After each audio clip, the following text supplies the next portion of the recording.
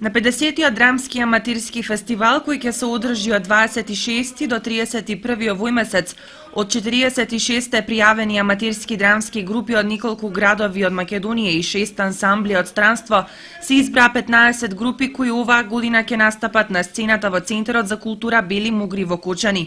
По разгледувањето на пристигнатите материјали за учество на јубилејниот ДАФ, фестивалската управа избра 15 представи во 2 конкуренции, 5 представи во програмата за деца и младинци и 10 во категоријата домашен и странски аматеризам. Во категоријата домашен и странски аматеризам ќе настапа драмски групи и секции од Пивнице Србија, Воломин Полска, Богданци Тетово, од Центарот за култура Кочани, аматирската театарска група Без маски и драмските групи на гимназиите Никола Карев и Јосип Броз Тито од Скопје, Свети Климент Охридски од Охрид и на Средното општинско училиште Димитар Влахов од Струмица.